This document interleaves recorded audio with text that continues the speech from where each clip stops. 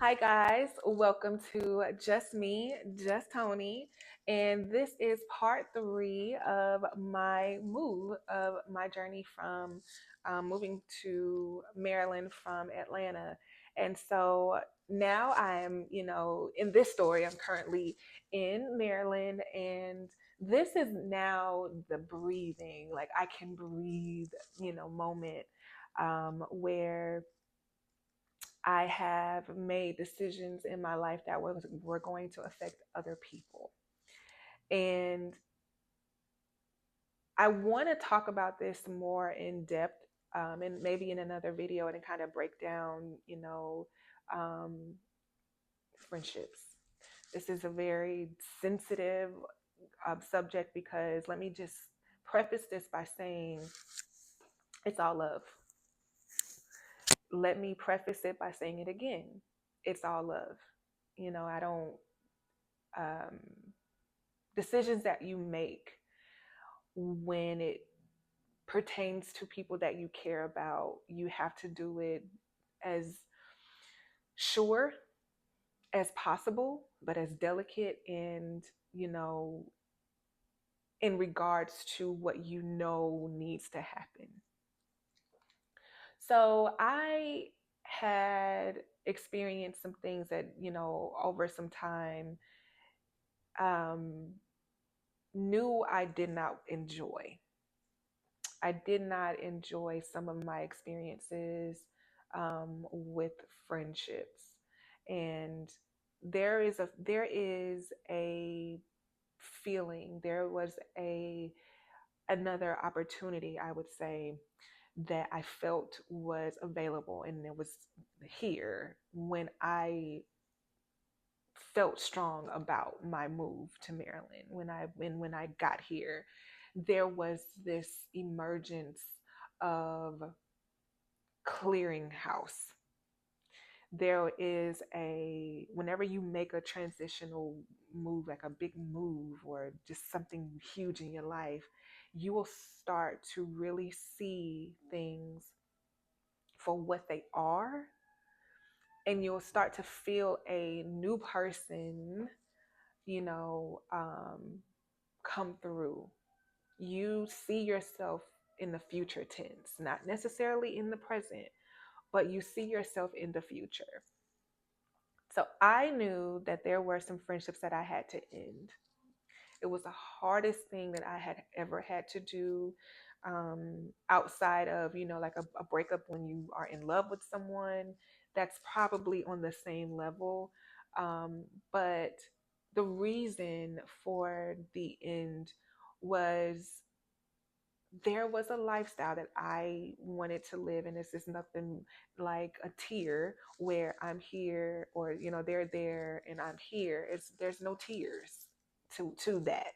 It is an awareness of self and a protection of your future self. Your current self will always have to look out for your future self. You have to. The things you do today will affect your tomorrow.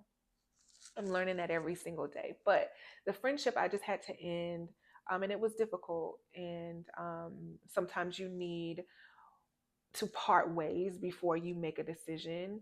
And that's what I did. I had to just kind of silence a lot of, the communication, and I had to feel what it was like without that.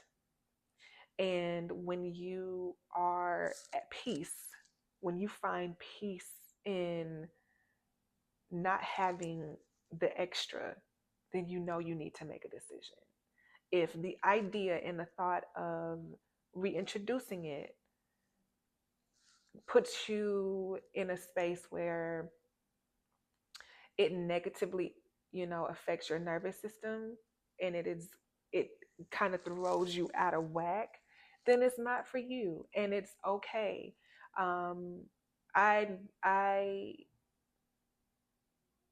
felt horrible that I had to make the decision, but once it was done, it was done, and it's probably the best for all parties involved.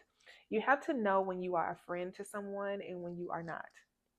regardless of how you feel about what they did, if there is a consistency in how you respond to them and it is unhealthy to them, then you're not a good friend to them either. Always keep that in mind, because it's not just a one-way street. It's not just, well, they were just so mean to me. Okay, that's a valid reason to end a friendship. But if they aren't necessarily always bad to you, but then there are times when they're not really being considerate of who you are as a person, and you're consistently defending that.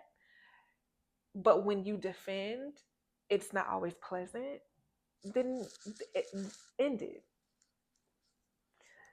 You're having conversations, or there, seems to be an understanding, you might want to end it. And it's okay. It is okay. And you will you will find your friends. Now, moving once I moved and I was settled, I then had no friends. Quite literally, it was just me in Maryland. I had no friends, no family. I, didn't know anyone. And so it was a very scary situation to be in a city where you are just you and you alone. You and God, and then the friends that you call on the phone and say, "Hey girl, how you doing?" Oh, or "What up, homie? What's good with you?" That's all I had. And so being in a city with no friends, it's like, okay, so how do I do this? Starting over in your 30s in friendships is scary. It's You don't want to come across as just really eager, overly eager to just make friends, and you just don't want to be in everybody's faces. I'm very much so a um standoffish type of person. I think a lot of my family knows, like, well, when she comes around, she's not really gonna say nothing. She's just gonna sit there and just smile at everybody. I'm just her.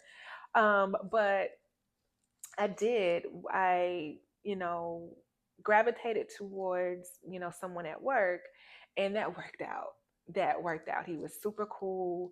And it worked because there was no like pressure. At first, I was a little nervous because, meeting people at work can be, okay, are we friends? Or are we just really good coworkers? And sometimes that line can get blurred, and it makes it difficult for you to really trust, or really open up and, have an associate, an acquaintance, or a friend, or, someone that's going to look out for you. But luckily, I was able to turn the coworker into a friend, and, was able to hang out, and, it was fun. It's fun now.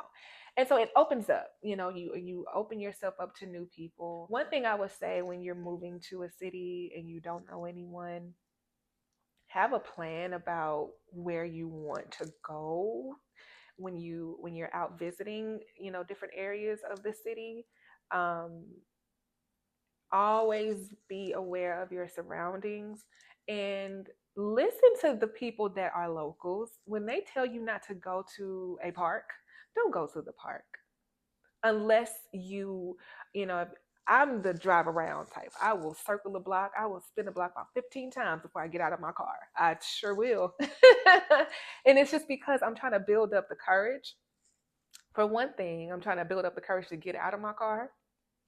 And two, I want to know what it's like. I'm trying to get a feel of the environment. I'm trying to get a feel of, what's going on around, who's is this person just going to hang around on this corner all day on day long? Because I'm not doing that. So when you're out in the city, just kind of have a plan of where you want to go. Have your go-tos. I have my go-to grocery store. I have my go-to mall. I have my go-to restaurants, and I build outside of that, so that I know that my particular restaurant, grocery store that I go to, now I know the shops that are around. So instead of me going straight to the grocery store, I can go to the shops in that area and still feel like I know where I am. And same thing when you're going to like restaurants. What's around the restaurants? Are you close to the movie theater, or are you close to, another mall, or what have you? So navigate and take your time. There's no rush. If you plan on living there, then you don't have to rush to put yourself out there so much. And when I got um, settled, and again, I have my go-tos. Now it's easier for me to step out of my shell, and walk around a little bit and not feel nervous, or go into different shops and just kind of be free. So if you're anything like me, you're kind of a little apprehensive about, newness. One step at a time. Don't think that you have to get out there and talk to everyone. I mean, unless you are, more free spirited and extroverted, then cool. But just, caution. Just let it naturally unfold. People will introduce themselves to you, and you will know who your people are. You will know when people are wanting to get to know you just for who you are and want to really introduce you to the city, and you will know who's trying to get to know you. Okay, and you know it, ladies. You know what I mean. So just kind of take it easy, and allow yourself to explore naturally. So that'll end my part three, and in my next video we'll kind of talk about where I am now, and how I feel about my overall transition. And thank you for watching, and I'll see you in the next video.